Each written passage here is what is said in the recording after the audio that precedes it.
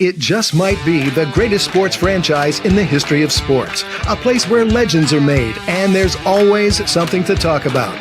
Get ready to immerse yourself in pinstripes. Start spreading the news, hosted by Paul Semendinger and E.J. Fagan, a couple of doctors with a prescription for Yankee fever. And now, here's Dr. Paul Semendinger and Dr. E.J. Fagan. Get ready to start spreading the news. All right, my friends, welcome to the Start Spreading the News Yankee Show. Just a reminder that this program, of course, is brought to you by Artemisia Publishing, a fine, traditional, fantastic, independent publisher located in New Mexico in the good old United States of America. They have a plethora of great books in a plethora of genres from a plethora of fantastic authors. Check out apbooks.net. Now, here he is, our good friend, the brilliant, the wonderful E.J. Fagan. I'm going to change that one banner behind us because it's a little annoying. E.J., how are you? Doing great. I'm back here in the great city of Chicago, so it is a lot colder than Arizona, but hopefully the recording is better because we're back in the real studio. Yes, and but you did great there, and I liked the backgrounds and all that at your parents' place in Arizona. I thought that was nice. Back ones are great, but I miss my microphone. I like my mic, and I'm happy to be back here. Now, what kind of mic do you use, EJ? Oh God, I forget what this is. This is like it's like like the equivalent of like a Workman studio brand. So I forget what I paid for it, but it was much cheaper than the other ones, and was pretty well recommended. But there's a point where it gets cheaper to get a better mic, if that makes sense. Because you're going from kind of the like enthusiast, like the mic you're wearing, you're using is it's about as good as you can get as like a normal consumer. And it's a USB mic, right? It plugs into a USB port. This thing plugs into an amplifier. And the amplifier plus this was cheaper than buying a replacement Blue Yeti. So that's why I ended up doing it. And I like it. It's a little more customizable. I have a little more control over it. And it's just kind of fun. So I like it. All right. The Blue Yeti you recommended a long time ago to me when this all started. And yeah, you've had better luck than I had. I had 2 break on me. Oh, I'm going to knock on wood and say that no, because you said the Blue Yeti's the best at the time, and the Blue Yeti has been serving me extremely well. And it travels because, I've been back and forth to Hershey, where my oldest son and the grandbabies are, and my daughter-in-law all live, and it makes the trip. It makes the trip to the Jersey Shore numerous times. It's done a great job. So, but who's not making the trip, EJ? A guy by the name of Gavin Lux, a Dodger, who all of a sudden this morning, there was an article on your Substack about, hey, could it be? And then a couple hours later, Dominic Lanza on your Substack wrote a whole article about, hey, could it be? And as I was getting excited about Gavin Lux, he got traded to the Reds. So what did the Yankees lose out on? Yeah, so we got Dominic and I got to coordinate there a little bit better. I don't think I lost out on much. I wrote it up because it was a rumor. We hadn't really heard much Yankee news basically since the Paul Goldschmidt signing. But it tells us a little bit about what they're thinking about, the kind of player that they're pursuing to fill out their infield. He's a left-handed hitter with really big platoon splits. Basically, one of the worst hitters in baseball last year against right-handed pitching. Against left-handed pitching, and decent against left-handed pitching. Decent against right-handed pitching as a left-handed batter. Came off an ACL injury, so he used to be one of the fastest prospects in baseball. Injured his ACL before spring training or in spring training in 2023, and just really didn't recover from it for a while. It took him to basically the second half of last year before he was kind of back to his old self. Even then, he wasn't running as fast as he used to. The Dodgers moved him off shortstop because he just looked really bad there. They actually moved Mookie Betts to shortstop, which he hadn't played in forever, because Lux just looked so bad. And I think he'd be an upgrade. I think he's very similar to Oswaldo Cabrera. He's a more talented Oswaldo Cabrera with a little bit more ceiling, And the Dodgers, they didn't get a lot for him. They got a competitive, balanced round A pick, so basically a second round pick is the equivalent there, and a prospect who hadn't debuted in the minors yet, but was a third round pick for them last year. So not a lot. The Yankees probably could have had Lux had they wanted to put in something similar, but I don't think we're missing out on a lot. Now, you mentioned at the start, you said, maybe you and Dominic need to coordinate better, but I don't think you do. I think it was great. The one article came. I still like spam people's inboxes. We within 5 hours of each other is a bit too close. All right. That fair enough. I understand the point, but it was fun seeing that both of you got on the rumor and were writing about it quickly, and I thought it was great. Of course, I had your article all set up for simulcast tomorrow at 6 a.m. and I was like, oh man. And then the Reds pounced. There must have been something to the rumor, right? The Yankees were talking. The Dodgers were shopping him. The Yankees talked to the Dodgers about him, and they decided not to pull the trigger. But it tells you the Yankees are interested. Like, they're still looking for a relatively cheap option, probably relatively short-term deal, maybe left-handed hitter to fill out their infield. Like, they're not right now content to go with the Oswaldos to start the season. And so, I don't think they're done. I think the next guy we're going to talk about is a live possibility, because we have a pretty credible, reason to believe that they were talking about Lux. Right. And so the next guy, and EJ, you're going to have to convince me one way or the other on this. I don't know if you can, because in my brain, there's reasons to love this and there's reasons to hate this. I wanted him a couple of years ago. The Yankees do need a leadoff hitter. I'm a big fan of infield defense. I don't think he's going to help with that, but the guy hits well over 300 every year and leads the league in hitting. What do you think about Luis Arraez? I mean, you tell me about your blog. I get more comments about Arraez than anyone.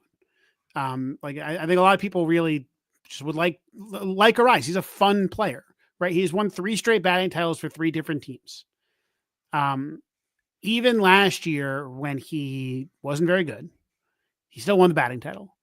And the year before that, he was a pretty great player. I mean, he was a 4.5, I think, win player. Almost all of that in offense. Really a terrible, terrible defender. He hit 354 that year. Terrible base runner. I mean, he plays like he's 38 years old, even though he's 27, but he also has some of the best contact skills we've ever seen in the major leagues, or at least we've seen since Tony Gwynn retired. And I think it's interesting to talk about, right? I mean, had they not gone out and gotten Paul Goldschmidt, I would say he fits really well at first base. He's not a good first baseman, but you can sacrifice a little bit there if you want. Now he would be a second baseman, I guess. He's played a little bit of third, but I think his arm's kind of awful. So I think he's probably the worst second baseman in the league. But he could be your leadoff hitter. He's, if he hits like he did in 2023, who cares, right? Like in 2023, he had a 293 on base with a 354 average. For a while, he was batting 400. I'm very skeptical. I think it'd be interesting to talk about, if they did trade for him, kind of the interesting strategic scenarios that would come up, because there's a lot of situations where you want to replace Luis Arraez. But I also think that as far as leadoff options go, I think he's the best one. Like I haven't heard anyone else out there that I would say, yeah, he could put up a 350 on base in front of Judge.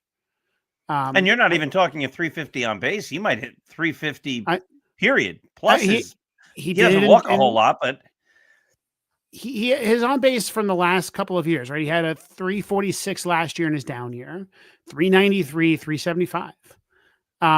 You look at a spray chart, you can kind of go like, maybe he gets a couple extra home runs at Yankee Stadium. I think he actually would have gotten a few extra home runs at Yankee Stadium. He's a different kind of hitter, right? I mean, just a guy who we had bat tracking was a thing introduced last year, right? So we have these 2 stats that are really fun, which is square up rate and bat speed. And square up rate is basically how often do you hit the ball in the sweet spot of the bat. bat speed is how hard you swing. And if you look at the chart, there's, you can put them on a 2-dimensional matrix, and most of the players are in the center. There's some weird ones like Giancarlo Stanton's bat speed is all the way off to one side, and he squares up not very often. And then Luis Arraez has by far the slowest bat speed in the majors and by far the best square up rate. Like, he's doing something different. He's just kind of peppering balls over the infielders, and that's kind of fun, right? There's value there. There's other interesting things. Like, for example, he doesn't hit a ton of ground balls. He's a guy who's pretty good at just kind of hitting soft line drives, and then those fall in a lot. Look, if you told me tomorrow the Yankees trade for him, like, I'd try to rationalize it, but I think we'd have to have a real talk, and we can do that today, about like, how do you use him? Right? How do you put this guy who's just has no value defensively out in the field? I mean, do you sit Giancarlo Stanton a lot? Do you defensively replace him anytime you have a lead? Do you whatever? Like, I think there's options here to talk about. Yeah, it's scary because I can see a scenario where Luis Arraez hits 350 and gives up every time he gets a hit. He gives up that run right back, or that batter on base right back, by playing terrible defense. And it's one of the things I've really liked about what the Yankees are building right now. Correct me if I'm wrong, but I think if you say Goldschmidt, Jazz Chisholm at second, Volpe at short, I don't know about third base, but Dominguez, Bellinger, and Judge, is you're looking at a team that's very good defensively, solid, maybe not spectacular, but you have solid players at every position. And that counts for a lot as far as I'm concerned, and something the Yankees haven't done a whole lot of lately. I mean, you lost Gleyber Torres, and the idea is, maybe, I mean, he wasn't great offensively last year either, but maybe you have to take a downgrade on defense, but you can make an upgrade on offense, or you can move Jazz Chisholm to his better position, second base, and then put someone else at third. Arraez keeps Chisholm at third, and maybe Chisholm will be fine after a real spring training. And he is as bad as Torres, if not worse. Right, probably worse. Yeah, I mean, and it's been consistent. I mean, he has never been a good defensive player. This is not just a guy who had a bad year.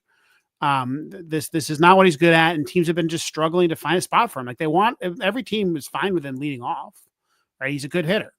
Again, even in a bad season, he had a 346 on base because he hit 314. He only struck out in 4% of his at bats. It's interesting as we talk about him. The 1996 Yankees had a similar version for at least a year. Over his career, he wasn't Luis Arraez, but they had a second baseman who was not great defensively, put up 2.7 WAR. He played in 109 games. He hit 340, walked only 9 times, was on base percentage was 352, didn't have much power, 8 homers. And his name was Mariano Duncan. And he, we played today, we win today. That's it. That was the T-shirt he brought to the Yankees. And he was a spark plug on that team. And he only did it for a year, but there are times you can get away with the bad fielding second baseman who hits 340. And I sort of see it. Duncan batted right-handed, but I sort of see Arraez as sort of the 2025 Mariano Duncan. I don't really want Arraez, but I mean, he has to hit 340 average, right? Yeah. He needs to hit 340 to be good. That's the difference, right? Like, if he doesn't hit 340, then, or hit for a little bit of power or whatever, I mean, then you're starting to talk about a pretty bad player. And a player who again keeps getting traded because he's got this tantalizing skill, and not a lot to back it up. He's a terrible base runner. He's very slow. He's just a guy who does this one thing really well. I wish he could DH. I wish the Yankees had a spot for him to DH because he'd fit this team so well if Stanton wasn't there. Arraez is a platoon player too. Has a really strong platoon split, a really consistent platoon split, and he just destroys righties. He is just not that good against lefties. He shouldn't be playing much at all against lefties. And, I wonder if there's a world where you have Arraez playing a lot against righties, and then against lefties, you have Oswald Peraza or someone playing. There's some other weird platoon splits in the Yankees, like Goldschmidt has a pretty strong platoon split where he just mashes lefties. You can imagine maybe Goldschmidt sitting and Arraez playing first a little bit. There's Arraez platoon with Giancarlo Stanton. I mean, he could, but then Stanton's only playing against lefties. But that's what he mashes. Not really. I mean, it doesn't really mash anyone. But I mean, I first off, I just don't think they'll do it. Like, I don't think that they'll. One problem with Arraez is that he fits a team like the Rays, who are willing to use a player in a part-time role, kind of optimized, right? The best possible version of that player. And it's just not Aaron Boone's style. And it's the biggest problem with Aaron Boone. And I just don't have any real confidence that Aaron Boone would say, reliably defensively replace Arraez, or would sit Goldschmidt against, sit him a lot, sit him a decent amount against tough righties and put Arraez in at first base, or, find some way to work in some Peraza at bats, whatever, right? Like all these things, it's not really Boone's style. Boone wants to just write the same lineup in every night. He doesn't really want to platoon guys. I think this next year's roster is going to call for a lot of that stuff. And you got a lot of guys who should be moved up and down the lineup based upon who's pitching. And I wrote an interesting article the other day, about a week and a half ago. And I called it something like Yankees Transformers. They've got guys, a million guys who can play a million different positions. Chisholm can play second, short, outfield. You've got Bellinger who can play in the outfield and first base. You got Peraza and Cabrera, running around places. DJ LeMahieu, if he can hit, and if he's on the team, he can play every infield position except shortstop. Yeah. I mean, there's a lot of fun flexibility that this team is going to have. And in order for them to maximize that kind of flexibility, the manager is going to have to be able to manage creatively. And you're right. That has not been Aaron Boone's style. It's not his philosophy, right? Like, he doesn't want to do that. He wants Paul Goldschmidt to be the guy behind Judge or whatever. And the reality is he should be the guy behind Judge when there's a lefty on the mound. That's great. And he did a little bit of that last year, but that was like moving Stanton from 5 to 4, right? It wasn't, he wasn't willing to have just completely different strategic decisions based upon the opponent. And he certainly wouldn't be willing to say, move Chisholm to second, on these nights, and third on these nights, Arraez first on these nights, second on those nights. There are a lot of teams that do that, and they're successful. And, the Yankee roster just kind of feels like it kind of should do that. It kind of feels like they're a roster built to play that way. And that's not even to talk about like resting players that Aaron Boone's not good at. Anthony Volpe, we saw, I think, in the playoffs, just like with a little bit of rest, was all of a sudden a different player. Austin Wells, different player. I think you got guys like Goldschmidt, Stanton, Judge. They could use a little bit of rest. And, the Yankees have the roster to do that. They just need to actually execute it. And I'm not all that convinced that Boone, I don't think Boone's going to do it. I just don't think that's who he wants to be. Arraez also is going to cost like $13 million, something like that. And the Yankees are already over the threshold. So I think they get taxed on that 110%. Yeah. And he's not worth it. He's not worth $13 million. Like that's the other problem here.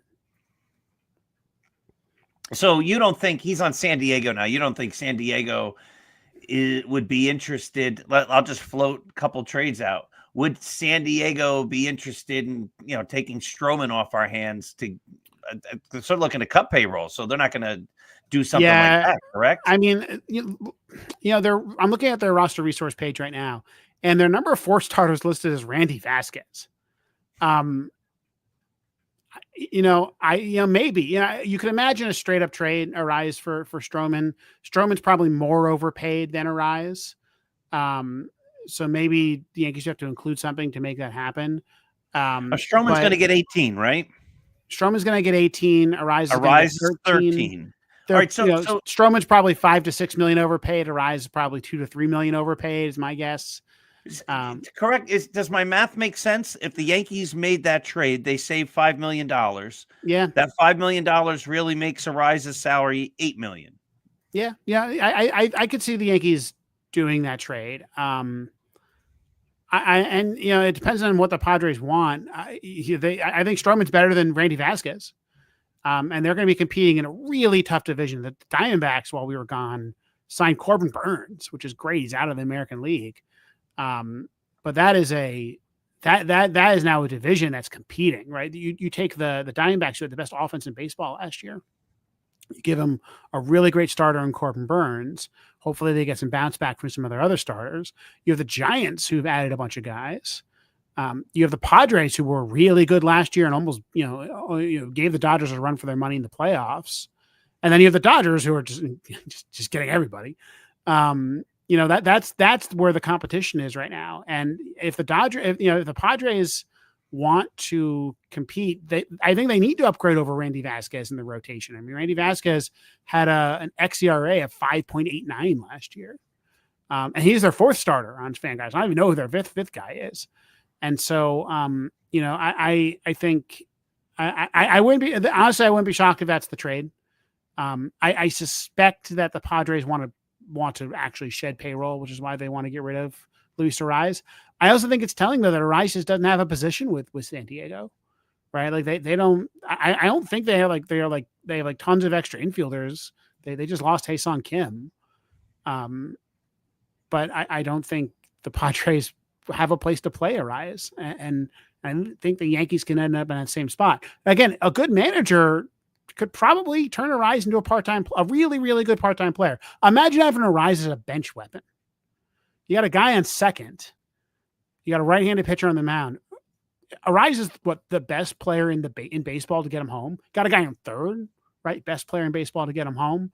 I just feel like Aaron Boone will say, well, no, he's a veteran. He deserves to play every day. He's my leadoff guy. I need him in front of Judge. And that's it. That's the flexibility there. But yeah, it's not a terrible trade. It's not a bad idea for a trade. I could see it. All right. Interesting.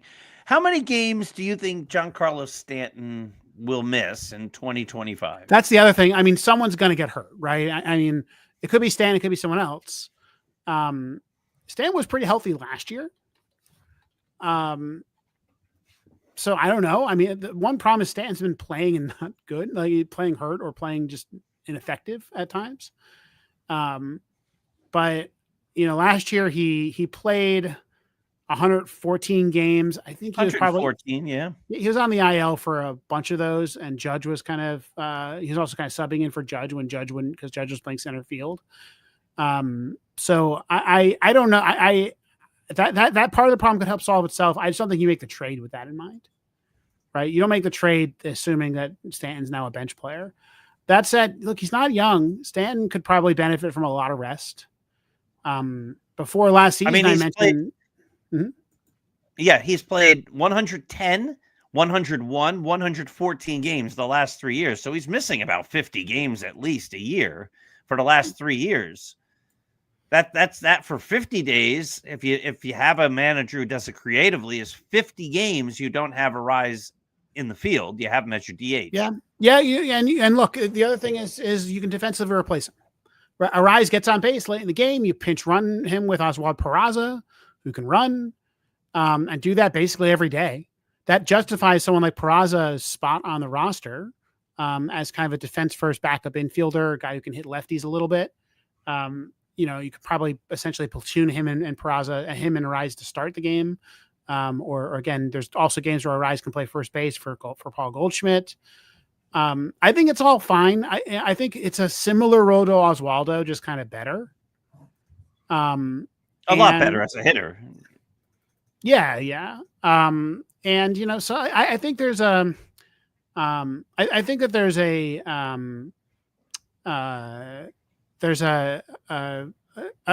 is a world where he fits in the Yankees.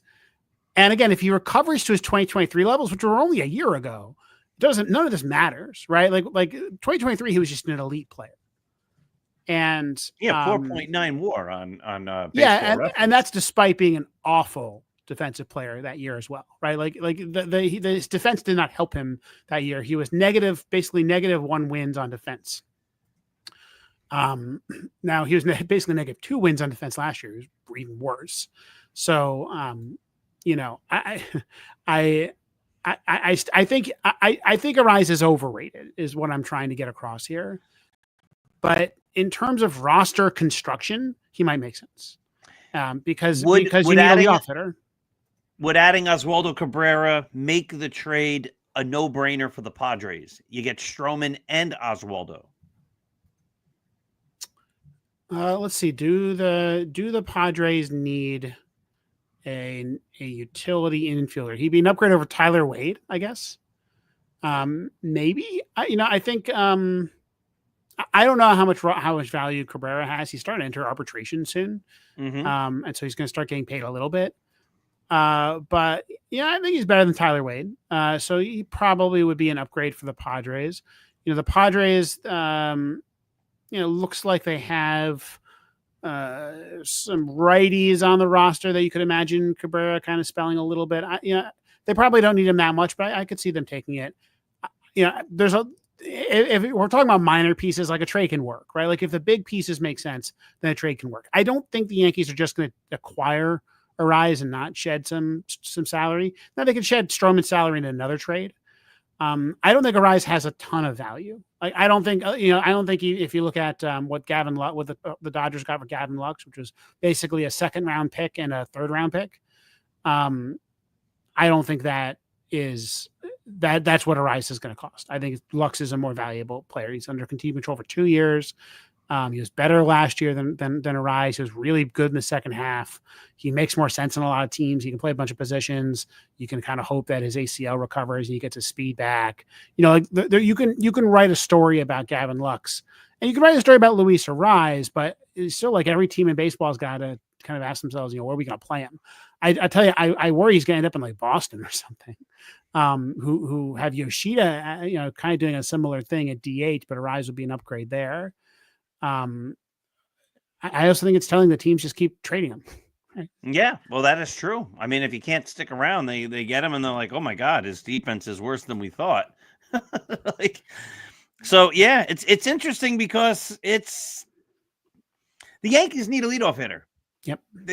They don't have one, and I don't think they have I don't think there's anybody on the staff right now that even projects like he makes any sense there. No, the Yankees have they have a bunch of guys that would be fine number 5 and 6 hitters, right? You're fine if Cody Bellinger is your 6 hitter. You're fine if Jazz Chisholm is your 6 hitter. You're probably you're fine if Austin Wells is your 5 hitter, right?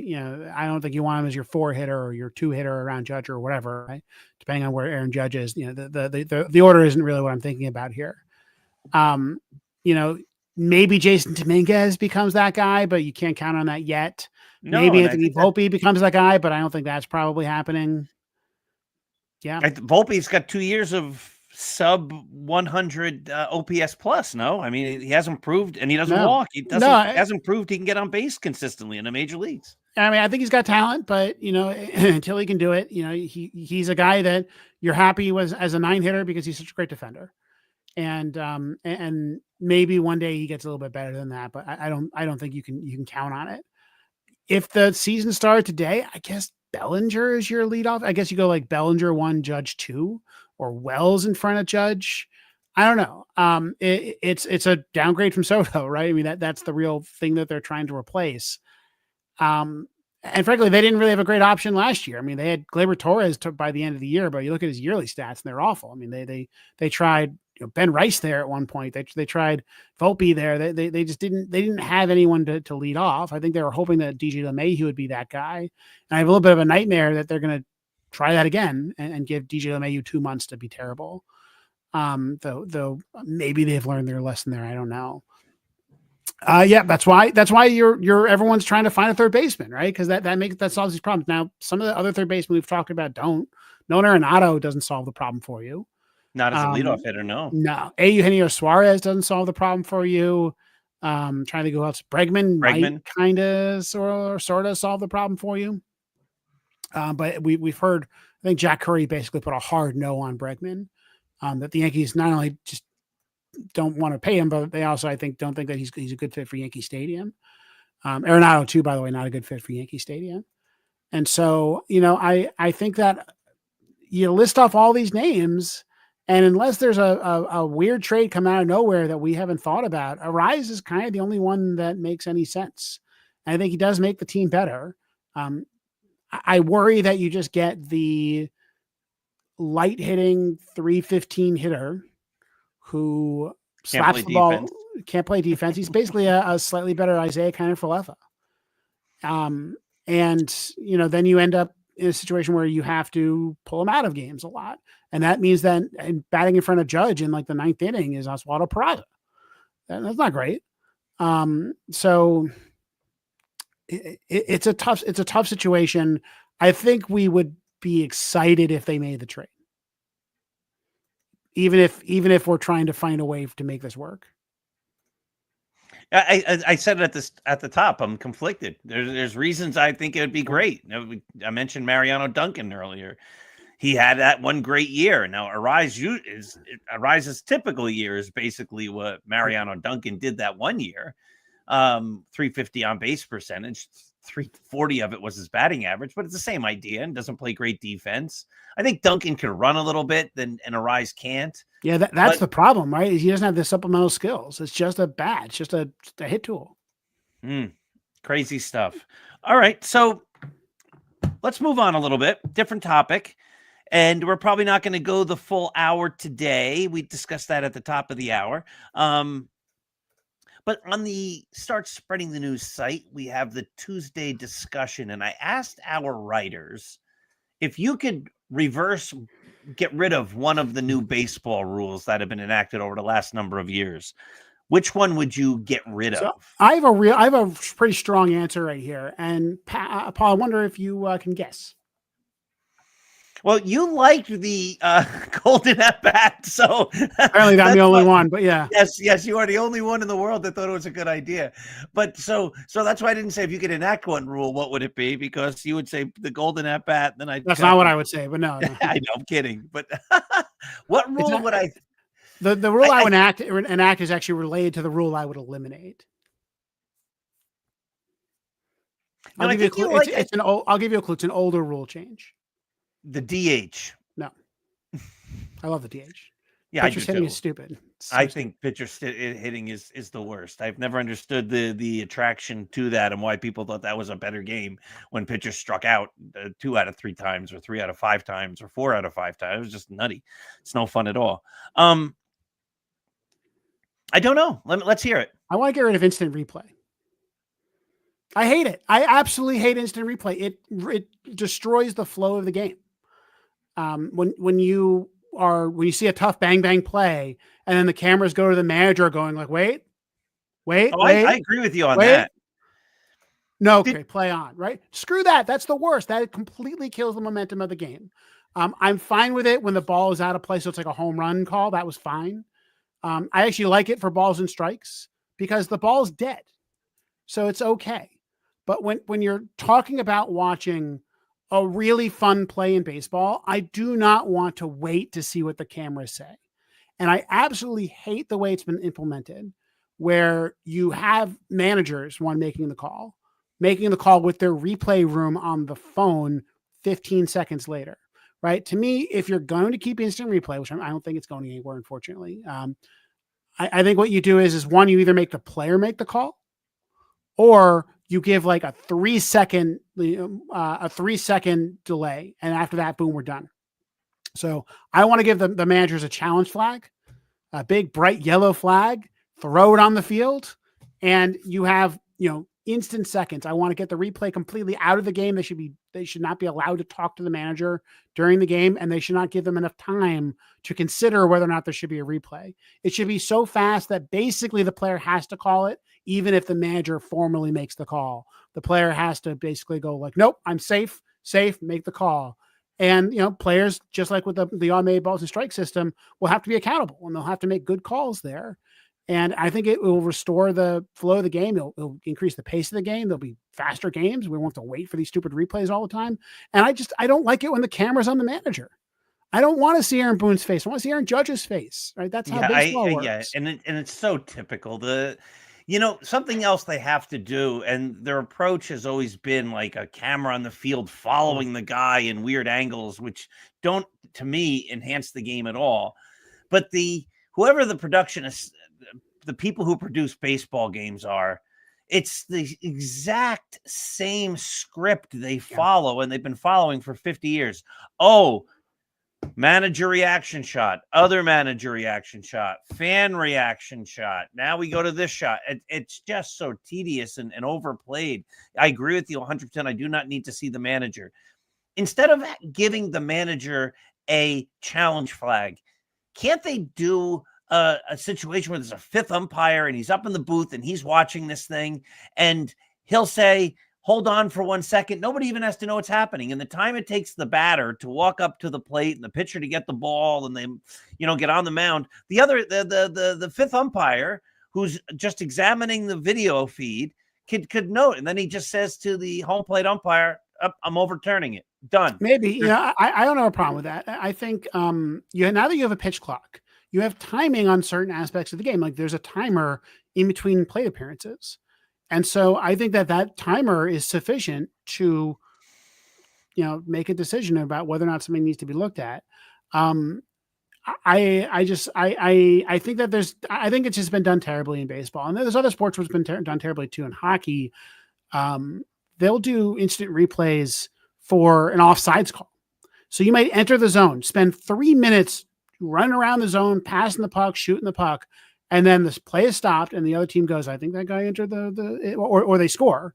And I think the guy entered offsides, and they'll go and they'll overturn the goal from 3 minutes before. It's terrible. That's terrible. The game. I am okay with, trying to get the calls right. And I think that's why I love the automated ball strike system. But I don't like, I like experiencing the emotion of a play during the play, right? I want to see the play. I want to see Anthony Volpe field the ball, throw it to first base, have Paul Goldschmidt scoop the ball, and just pump my fist and go, yeah, right. And you can't do it. Sometimes you just and instant replay just destroys that entire feel for the game. Right, I agree with you. It happens in football all the time. I mean, football is a big problem. Football, everybody loves football. And, I get into it in the playoffs and occasionally during the season, but I'm not a big football fan. But, I mean, the game, the flow just doesn't happen. Here you think it's a great play. Everybody's running around. They're jumping around. It's a great catch. No, it wasn't a catch. It was an offsides guy. The guy on offense. And they have so many crazy rules that you don't even know what they're talking about half the time. It was that ineligible receiver was downfield because the left guard somehow walked after blocking a guy. He took 3 steps forward, and they're like, well, nope, you weren't allowed to be 37 inches from the line of scrimmage. So that great catch the guy made where he made a one-handed catch and jumped over 74 people and kept 2 feet in bounds and then tumbled into the end zone. That doesn't count. That's all. Now just pretend it's eliminated because this other guy walked 2 feet where he shouldn't have gone. I mean, it makes no sense. It just ruins the whole emotion, as you're saying. That's a great point. I don't like my problem with the and I've said it from the start with replay is you only get 2 and you get to challenge this kind, but you can't challenge that. And instead of making it the purpose of it being, we're going to get every call right the best we can. And maybe you just do it with the fifth umpire and you use your idea where you say, he's got to make a call. If he's going to overturn it, he has to do it within that 18 seconds when the pitcher's got to get on the rubber. And if he can't overturn it in that second, then the bad call stays, but it's close enough that it's okay. Yeah, and then it just moves along. The problem is created by having just too good of a picture, right? Like we can see it eventually, and the broadcast will point it out if the umpires got it wrong. But I'm okay with that, right? I'm okay with that too. You have 18 seconds. It was so close that even the cameras couldn't quite decide in 18 seconds. Yeah, if you need 7 camera angles to determine whether or not of the ball hit the netting of the glove before the batter went across the base, it's a tie anyway, right? There's I don't know. I thought this would be something that baseball would look into more, because it is, I think, just so obviously dumb the way that it's implemented. To me, like, forget the timer. Let's say that Major League Baseball said, no, we don't want to put you on a 5-second timer like EJ Fagan wants. Fine. How did we end up in a situation where there's like a coach whose job it is to sit on a phone and listen to the guy in the replay room? Like, what? That's terrible. Like, it's That's awful. terrible. It's absolutely awful. Similarly, like, I don't like how players have like cards on them in the middle of the game, just because we're like adding a layer of strategy that we can't see, right? Like, I can't see the guy in the replay room. I don't know his name. Like that to me is not if we're going to turn correctly, like calling for a review into a part of the game, like into a skill that a manager can impart. Like, I want it to be the manager's skill, right? I want it to be something that I can see Aaron Boone staring down, or rather I can see the Yankees hire a bench coach who's just good at this, right? And he's the guy in charge. Like, to me, that's all fine, or at least it's better than what they currently have. And we just landed on the dumbest possible version of this. And it's because it evolved slowly over time, right? It was like no one envisioned that this was how replay would be played out. They started with fair foul home run calls. They started slowly adding things in there. Teams start to realize that, they can have an advantage if they have a really good replay room. And then they develop a procedure where there's a guy in the phone, right? Like, you see how these things come out of nowhere. And I think just baseball just has ignored it. And Rob Manfred's trying to improve the pace of the game. He's trying to make the game more fun to watch. And, there's lots of things he could do to add on to that. I think we need to do something about offense. I think that's a really important priority if I'm the commissioner of baseball. But I think this is an easy thing. Teams wouldn't have a competitive advantage either way. Right now, teams, do it because they think they can win games. That's why you do things like this. But if no team's allowed to do it, then I think we're back at a stable equilibrium. This is public policy 101. This is what I teach. Basic public goods. The job of the government is to create public goods, and the job of the commissioner is to be the government of baseball and create a public good by enforcing rules. It's not that hard. All right. So I think we take your idea, my idea, we meld them together, and I think we've got a better system. I think that's awesome. All right, EJ, I'm not going to be with you next week, but you'll be on. You're going to bring a guest on with you? Yeah, we'll probably have Andy Singer or Dominic Lanza. We'll find someone to come on next week. Should be fun, and hopefully we have some Yankee moves to talk about. I hope you do. I hope you have. Paul, let me also just mention, this is not going to be next week because I haven't done the logistics figured out yet.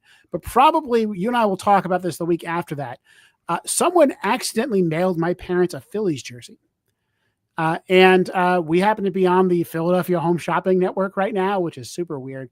And so I have a Phillies jersey to give away, and we'll find some way to give it away in a couple of weeks once you're back. So everybody. Wow, what number's on the back?